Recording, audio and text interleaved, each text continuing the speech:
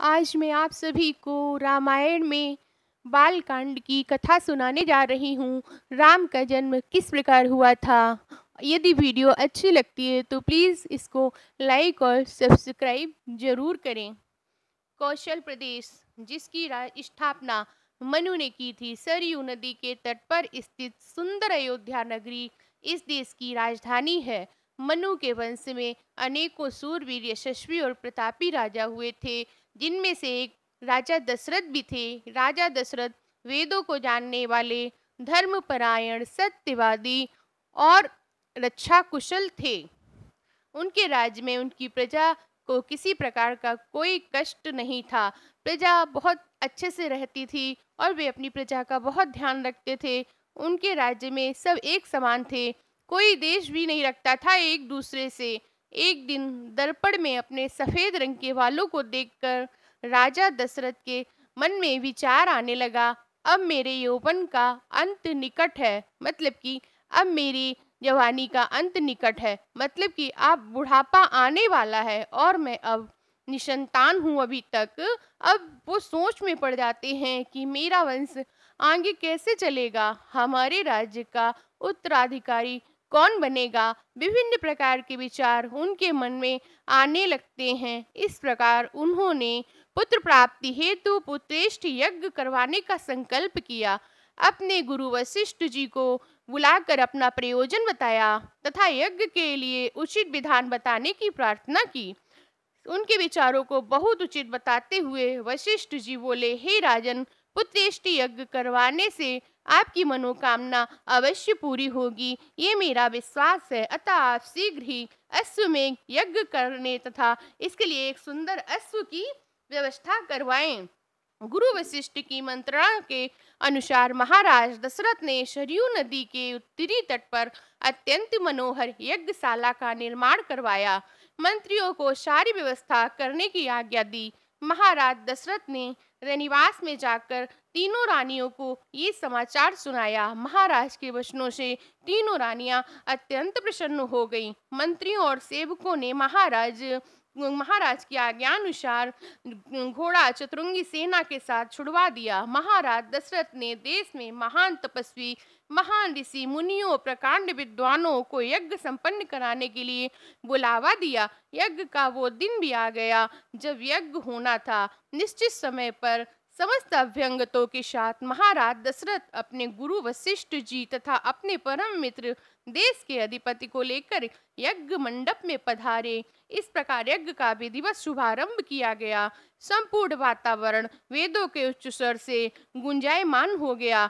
समिधा, बेला, चमेली की सुगंध से पूरा पांडाल महकने लगा। समस्त पंडितों, ब्राह्मणों, ऋषियों आदि को यथोचित धन धान्य, गौ आदि भेंट करके सादर विदा करने के साथ यज्ञ की समाप्ति हुई।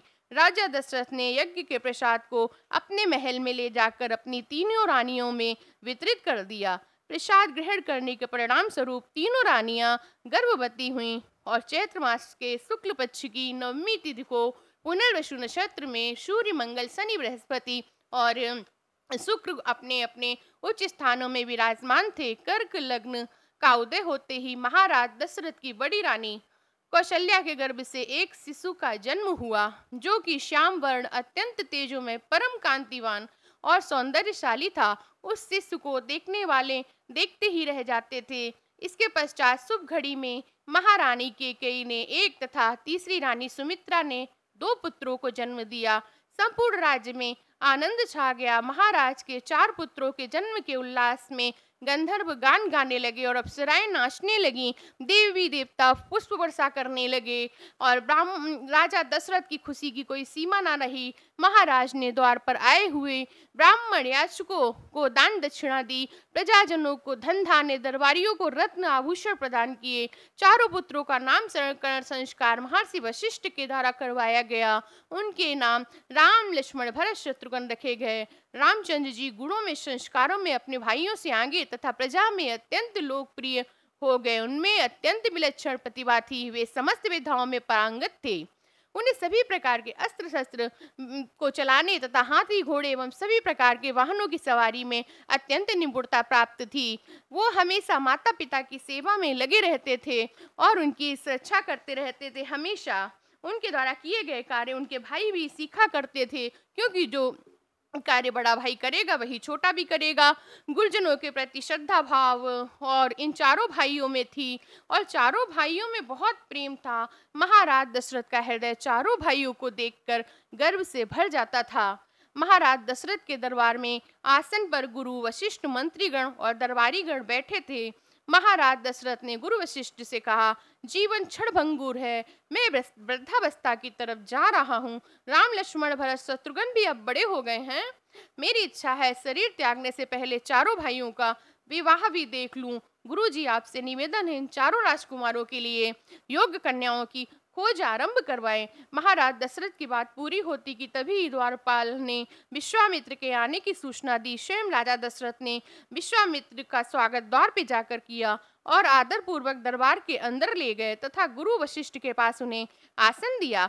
हाल चाल पूछने के बाद दशरथ ने विनम्र वाणी में ऋषि विश्वामित्र से कहा, हे मुनिश्रेष्ठ, आपके आगमन से मुझे अति प्रसन्नता हुई है तथा आपके चरणों की धूल से यह अयोध्या नगरी तो पवित्र हो गई है। आप कृपा करके अपने प्रयोजन को बताएं, जिस प्रयोजन से आप यहाँ पर आए हैं कृपा करके उसे बताएं। तब विश्वामित्र जी ने बोला कि मैं यहाँ पे जिस प्रयोजन से आया हूँ मुझे नहीं पता वो प्रयोजन आपको स्वीकार होगा या नहीं। यदि आप नहीं भी स्वीकार करेंगे तो मैं कुछ भी नहीं कहूँगा और दरबार से चला जाऊँगा। इस पर राजा दशरथ जी बोले, मैं आपके प्रयोजन से भला कैसे इनकार कर सकता हूँ। आप अगर कहें तो मैं अपना शीश काट कर आपके आगे रख दूंगा। उनके इन वचनों से आश्वस्त होकर विश्वामित्र जी बोले, राजन, मैं अपने आश्रम में एक यज्ञ कर रहा हूँ।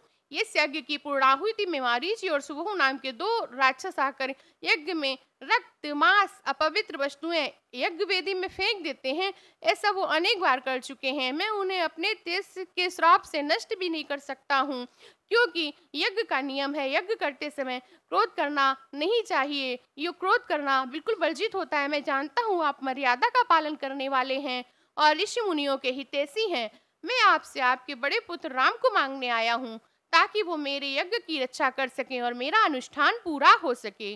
मुझे पता है राम आसानी से उन राक्षसों का संहार कर सकते हैं, अतः केवल 10 दिन के लिए मुझे राम को दे दो। कार्य पूर्ण होते हुए मैं सकुशल उन्हें आपको वापस कर दूंगा। कि उनकी बात सुनकर राजा दशरथ को अत्यंत विषाद हुआ और ऐसा लगा कि वो अभी मूर्छित हो जाएंगे, क्योंकि वो राम से बहुत अधिक प्रेम करते थे। हे मुनिवर, राम अभी बालक है, वो राक्षसों को कैसे मार सकता है? वो अभी जरा सा बालक है। आपके यज्ञ की रक्षा के लिए मैं स्वयं चलने को तैयार हूँ। विश्वामित्र बोले, राजन, आप तनिक भी संदेह ना करें कि राम उनका सामना नहीं कर पाएगा। मैंने अपने योग बल से देख लिया है कि राम उन सभी राक्षसों को भली प्रकार से संहार कर सकता है, इसमें बिल्कुल भी संदेह नहीं है। इस पर राजा दशरथ ने उत्तर दिया, मुनिश्रेष्ठ, राम ने अभी राक्षसों के माया प्रपंच को नहीं देखा है। उसे इस प्रकार की का कोई अनुभव नहीं है। जब से उसने जन्म लिया है मैंने कभी उसे आंखों से ओझल नहीं होने दिया है। उसके वियोग में तो मेरे प्राण ही निकल जाएंगे। हे मुनिश्रेष्ठ, आपसे प्रार्थना है मुझे सेना सहित ले चलें। मैं आपके यज्ञ की अच्छे से रक्षा करूंगा।